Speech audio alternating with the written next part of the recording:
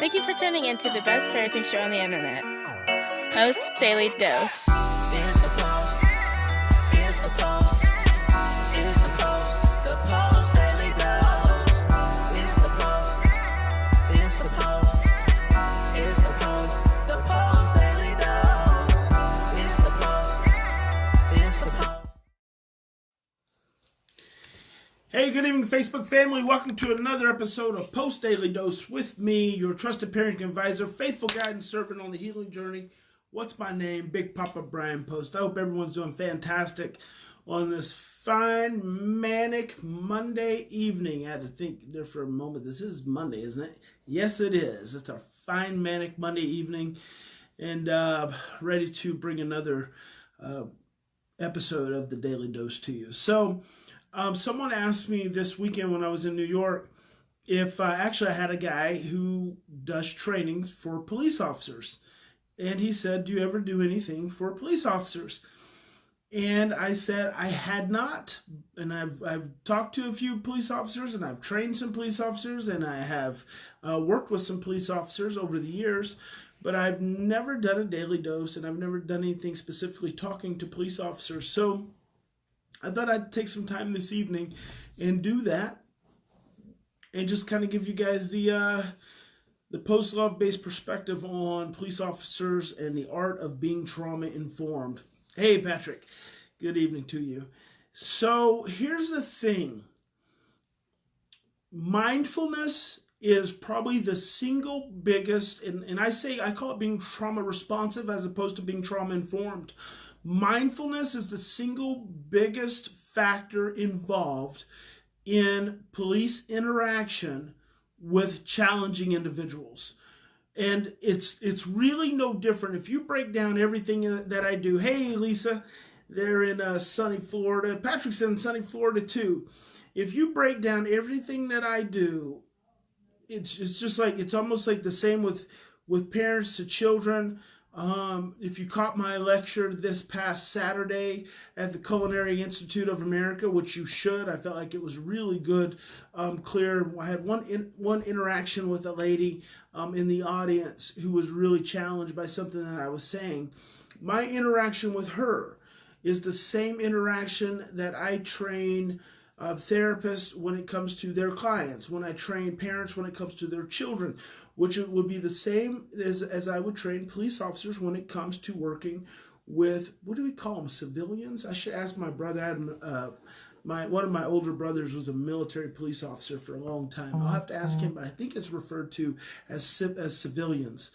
When interacting with a civilian, and interesting enough, a friend of mine was just saying that down not too far from here, because I'm back in Oklahoma City, that she was coming from work down this street in a through this particular section of Oklahoma City, and there were police officers in a parking lot surrounding, like right next to the major highway, surrounding this car, and they all have their guns pulled.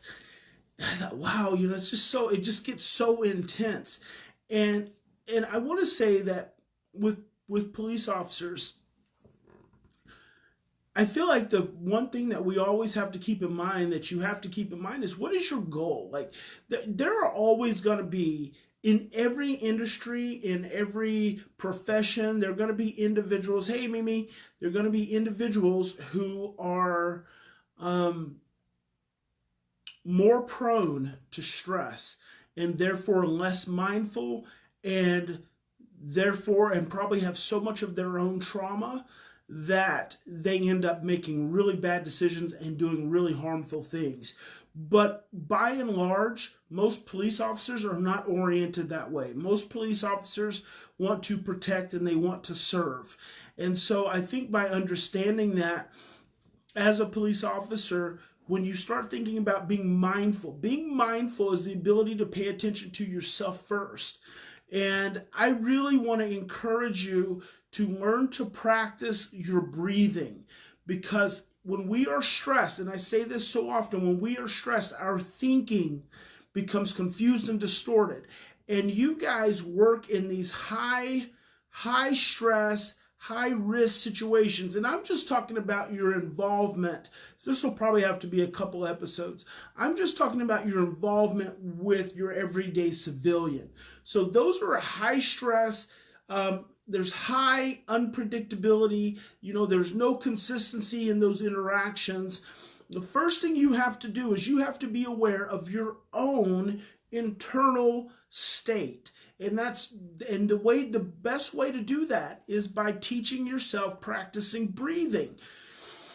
Breathing through your stress. When your adrenaline starts to spike, learning to breathe as opposed to holding your breath, because the thing we do first is we hold our breath. And the moment you start holding your breath, you are actually increasing cortisol in your brain. And when you're increasing cortisol in your brain, you're taking your thinking and you're taking your short-term memory completely offline. You cannot be present in that moment. You're actually in an overwhelmed situation in that moment, and you're unable to think clearly. And I am convinced that this is where bad police decisions get made at the first level. When you are walking up on a car, for instance, and you have your hand on your gun and you're waiting for that person to roll their window down, or maybe they've got their window rolled down, you have to be so mindful in that situation.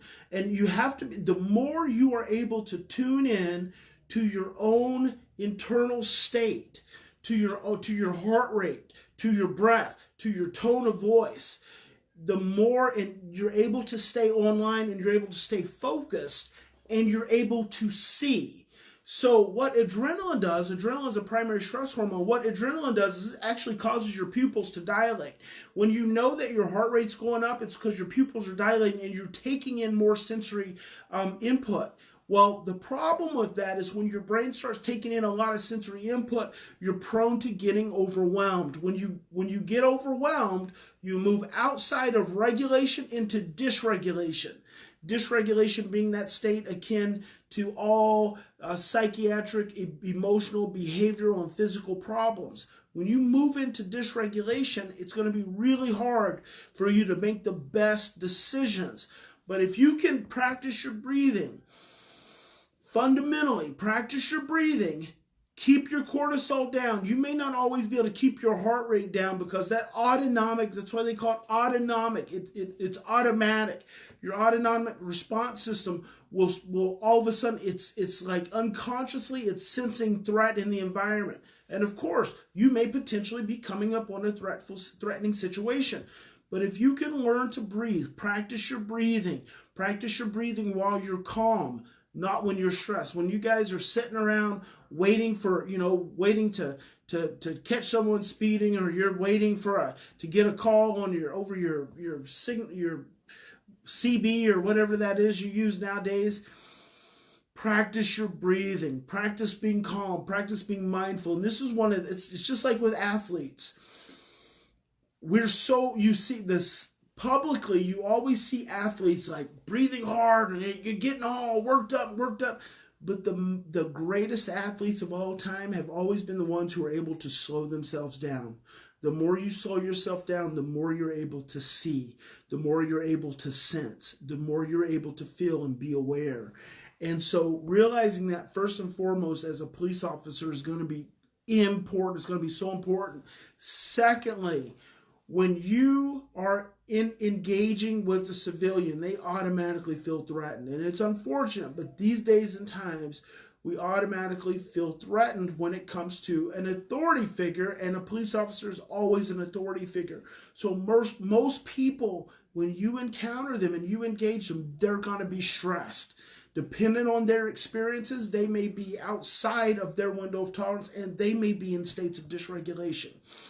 Well, for whatever reason, maybe they didn't think they were speeding. Maybe they've had a bad day at work. Maybe they just got fired. Maybe they're arguing with their children, or a parent has just died. Something, maybe we never know. You never know what civilian individuals are going to be bringing to the forefront for you as a police officer. But when you're able to stay mindful, what you're able to do is you're able to remember that they are stressed. Remember that severe behavior arises from a state of stress. This comes from the stress model theory. It came up with this 20 years ago. All behavior, When you're interacting, when you're engaging with an individual that you've had to get involved with, the only reason you're getting involved with that individual is because there's stress present. Now, remember that. As a police officer, someone who is designated to protect and serve, you don't have to pull over someone who's driving the speed limit. You don't pull over people who are standing on the sidewalk kissing and hugging and laughing and having fun. You don't get engaged in those situations. You get engaged in situations where there is stress present. And when there is stress present, people are not thinking clearly. Now, this is something really important. I really want to try to convey to you. When you're interacting with a civilian in any given situation, 9 times out of 10, they are stressed out. They're outside of their window of tolerance, which means fundamentally, they are not thinking clearly and their short-term memory is suppressed. When you're able to breathe, as a police officer for yourself, when you're able to be mindful and breathe and calm yourself down, you're able to observe other individuals in a state of stress. Remember, all behavior arises from a state of stress. In between the behavior and the stress is the presence of a primary emotion. There are only 2 primary emotions, love and fear. That's right there. That's the seesaw. That's the bottleneck between love and fear. It's where do you want to be? You have to be able to, you want to be able to bring yourself over closer to a place of love than you want to be into a place of fear. Because when you're in that place of fear, you're not thinking clearly, your short-term memory is suppressed, and you're seeing more threats. When you can be over to that place of love, you can be more mindful of yourself, you can be more aware, and because you can be more mindful, more aware of yourself, you can see in that moment that the individual you're dealing with, they are stressed. And I don't even need you to see it. I need you to just remember it. I need you to commit it to memory. They are in a state of stress. And because they are in a state of stress, it is going to affect their thinking. It's going to affect their short-term memory. And because they're in a state of stress, they're also going to be more prone to survival. So if you approach an individual, granted, you guys get trained. You have to have that hand on that gun. You've been trained to be alert. You've got a sensitive amygdala because you've been trained to be alert, depending on your history. And that's a whole nother episode. That's a whole nother topic. The history that you come to police service with has an impact on the things that you see. And I can talk about that at another time. Because when you get stressed, that brainstem releases those memories, which informs you in any given situation. So when you can start to calm yourself down and be focused, what you're actually doing, and everyone feels like, and this is so common for our society, we feel like we've got to be hard. You feel like you got to be firm. You feel like you got to use a loud voice and you have to be intimidating. You don't. That's actually the opposite of what you want to do. You don't want to be intimidating to an individual. Yes, you can be firm. Yes, you want to speak clearly. But if you think about this individual already being in an environment of stress, if you think about this individual already not thinking clearly, short-term memory suppressed, they've already broken the law or potentially done something that they shouldn't have done, they're already stressed. Your ability to calm down and be mindful allows you the opportunity to see them in stress. Being able to see, remember, anytime there's behavior, there's stress, and that stress goes over to fear, and that fear is what drives the behavior. If you can start seeing every individual you encounter, every individual that you interact with as being scared and stressed, as opposed to angry, as opposed to belligerent, as opposed to disgruntled, as opposed to prejudice or racist or nasty, see them as stressed and scared, it's going to change your own internal reaction. It's not going to do. It's not going to make you less effective. It'll actually make you more effective. Now think about this. If you're a police officer, you walk up on someone, let's say it's you and your partner. One side is you and the other side is your partner. If you walk up and you both of you are prepared and you say, "Hey sir, how you doing today? I noticed this was going on." What does that do to a stressed out person? But what if, on the other hand, your partner goes over to the window, goes over to the other passenger side, beats on the window, roll the window down, gun on their hip, roll the window down. Maybe they even pull it. What does that do to the individual? Think about that. That's not rocket science. That's brain science. Stress causes confused and distorted thinking, suppresses the short-term memory. When we are stressed, we are on hyper alert. We are hyper vigilant. We are not thinking clearly. We are prone to making the worst decisions in stress. So if you have an individual who's already stressed out and scared, do you really want to speak to them in a way that causes them to be more stressed out and more scared? I think the answer is no. And this is how police officers end up getting killed. Not because they're not being aware, but because in their own stress, in their own overwhelm, they're actually creating dynamics to potentially push the civilian over the edge, over the breaking point, to where they make bad decisions, and fundamentally and primarily in an escalated state for a police officer, you are not as focused as you should be. You are not as mindful as you should be. If I could get every police officer in the United States, before they go and actually get out of their car, to actually take 10 to 20 deep breaths, you're usually sitting back there anyway, running the license plate. Why not take 10 to 20 deep breaths? And remember, in that moment, you're about to go deal with a scared individual. And as soon as you can walk up on that individual and you can ascertain that there's no imminent danger, because we know that probably 9 out of 10 situations that most police officers deal with, there's probably not imminent danger. Now, we know that there's always the percentage, right? And I say 9 out of 10, maybe it's 7 out of every 10. I'm just assuming as a civilian that every situation there's, and maybe you all get trained to think that there's imminent danger in every situation. I don't know. But I can imagine every situation, your average traffic stop, you have to be aware and alert, but most of them don't end up in cops getting shot and getting killed, or people trying to run over them or stab them. So what if every police officer could just take 10 to 20 deep breaths before they get out of the car? It's going to change your brain. It's going to change the state that you're in, and it's going to change your focus. And when that happens, it's going to help you be more safe. And not only is it going to help you be more safe, but it's going to help you be more mindful and more aware of the people that you're dealing with. And yes, you may have to give them a ticket, but remember, they are scared and stressed out individuals.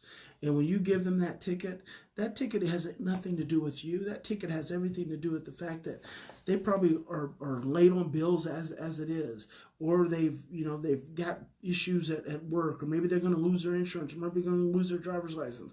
There's so many things that are going on with that person above and beyond just what's that ticket that you may be writing them. So I want every police officer. I'm so thankful for police officers. You guys put your lives on the line every single day. I want you to be safe.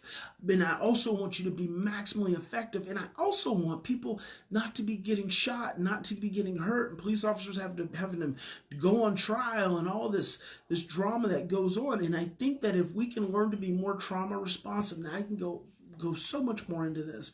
If we can learn to be more trauma responsive, I think we can save more police officers' lives, and I think we can save the lives of more civilians that police officers have been mandated to protect and serve. And so let me do my part. Here's my part in addition to this. If you're in a police department, if you serve in a police department right now, if your department is interested in being trauma informed, I want you to reach out to me. And trauma responsive. I don't believe in just being trauma informed. I believe you have to be trauma responsive. I want someone from your department to reach out to me, and I will come and do a free training for you.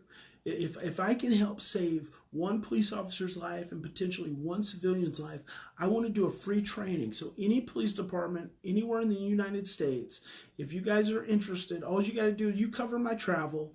I will come and spend a full day, 3 hours, 6 hours, whatever it needs to be, helping you just get a good idea of what it means to be really trauma responsive, and how trauma that we experience as police officers, how it impacts us, and how the trauma that your civilians that they're serving and interacting with, how trauma and stress impacts them. So if I can do my part, that's what I want to do. And so that's my offer to any police department in any part of the United States. I will come and I will do a free training for your department. All you got to do is get me there. So guys, that's it for this evening. Remember, in any given situation, we always have two choices. We can continue to react from our same imprints of stress, fear, and overwhelm, or we can stop, we can slow down, take 3 to 10 deep breaths, and in that process, we can choose love.